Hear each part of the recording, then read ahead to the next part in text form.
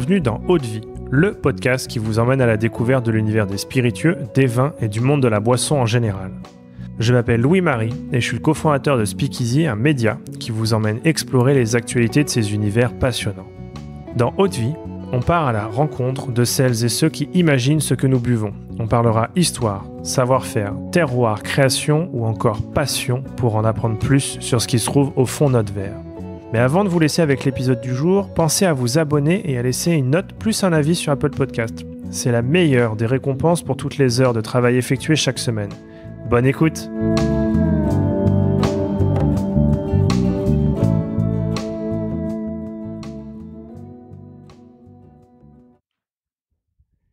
Allez, on est parti. Aujourd'hui, je suis avec Benjamin Kuens, éditeur de whisky et fondateur de la maison qui porte son nom. Bonjour Benjamin. Bonjour Louis-Marie. Alors cet épisode, il fait suite à l'entretien qu'on vient d'enregistrer et où on a pu découvrir ton projet et ta démarche autour de l'édition de whisky. Si vous ne l'avez pas encore écouté, je vous invite à le faire avant de poursuivre avec cet épisode. Et puis si vous l'avez déjà fait, vous êtes au bon endroit. Benjamin, si ça te convient, j'aimerais que tu nous fasses découvrir un peu l'univers d'un produit qui te tient à cœur au travers d'un portrait chinois. Et ce produit, c'est d'un verre printanier, un de tes whiskies. Peut-être pour commencer, si tu devais décrire en 3 mots d'un verre printanier, ce serait quel mot ? Frais, fruité et floral. Très bien. Maintenant, si tu devais nous emmener en voyage, quelque part, où est-ce que ce serait ? Alors ce serait dans un champ d'orge. Un champ d'orge, mais pas totalement mûr, qui commence à dorer un petit peu, et puis avec un soleil de printemps ou d'été indien. Donc ça dépend du continent où on serait. On serait en lisière de bois, un bois encore avec des feuilles un peu vertes. Le fond de l'air est frais. Et on a une petite brise là qui arrive, mais il y a un soleil là qui nous éclaire et qui nous réchauffe un petit peu. Là. Pour moi, je serais là. D'accord. Et une couleur maintenant ? Une couleur, la couleur d'une poire un peu juste mûre là, qui commence à jaunir justement. Elle passe du vert au jaune. On dit ça y est, elle est prête à cueillir. Super. Et une émotion maintenant ?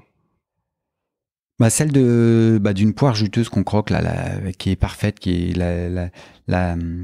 la texture, la chair est un petit peu ferme, mais elle fond un tout petit peu, et puis il y a tout le jus là qui se libère. Voilà, et on est bien. On avait besoin de cette fraîcheur là. C'est la première poire de la saison bonne qu'on déguste. Très bien. Et une musique. Une musique, je sais pas pourquoi je pensais à Vivaldi forcément, mais les 4 saisons, et donc là le printemps, voilà, qui repart. Bon, comme ça, tout le monde l'a en tête parce qu'elle est mondialement connue. Ok, très bien. Alors maintenant que tu nous as un peu installé dans ton univers, qu'on a ce magnifique champ devant nous au printemps avec cette musique qui résonne, si tu devais envoyer une carte postale qui pouvait représenter d'un verre printanier, qu'est-ce qu'on verrait sur cette carte postale ? On verrait. Je crois qu'on verrait peut-être une terrasse, un peu comme à l'image finalement de mon étiquette, mais une terrasse avec de la verdure, pas forcément urbaine.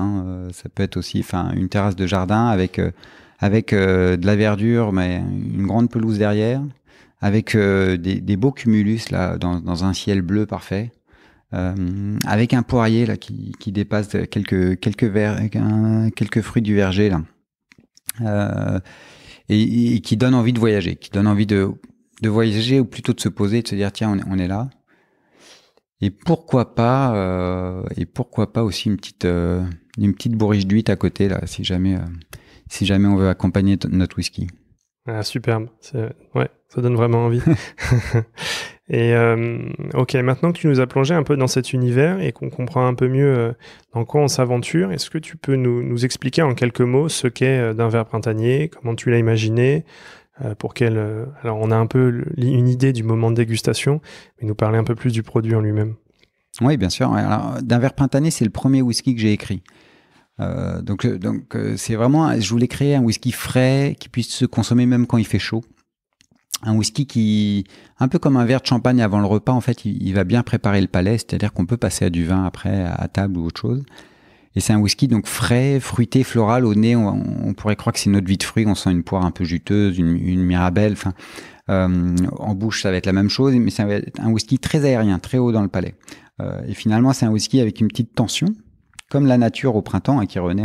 On a plein de branches vertes, là, d'un beau vert là qui se lance. Bah, la vert printanier, c'est un peu ça. Il va avoir cette petite tension au palais. Et finalement, c'est une tension un peu maîtrisée avec des petites notes d'agrumes, d'écorce de citron jaune. On va avoir un petit peu de tension un peu saline. C'est un whisky qui, pour moi, doit se consommer justement avec les premiers rayons du soleil de printemps. On a le fond de l'air un peu frais. On va prendre une huître juste affinée si on veut déguster notre whisky avec quelque chose. Et voilà, c'est comme ça, moi, que je l'ai pensé, en tout cas. C'est un whisky frais, qu'on puisse consommer même quand il fait chaud, qui prépare bien le palais pour le repas après, quoi. Ça donne envie. Je pense que juste après ça... on s'y met tous. On s'y met tous. Avec modération. Naturellement. Et où est-ce qu'on peut trouver alors d'un verre printanier? Chez les cavistes? Alors chez les cavistes, ouais, moi je travaille avec beaucoup de cavistes indépendants, donc faut pas hésiter à demander à votre caviste, sinon vous lui dites qu'il est pas assez bon.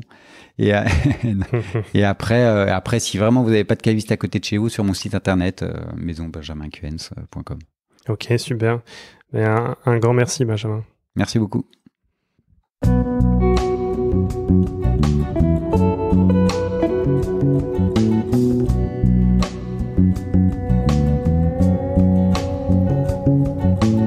Eau de vie, c'est terminé pour aujourd'hui. Enfin, presque. Si vous avez aimé cet épisode, pensez à noter Eau de vie 5 étoiles sur Apple Podcast avec un petit commentaire pour nous encourager.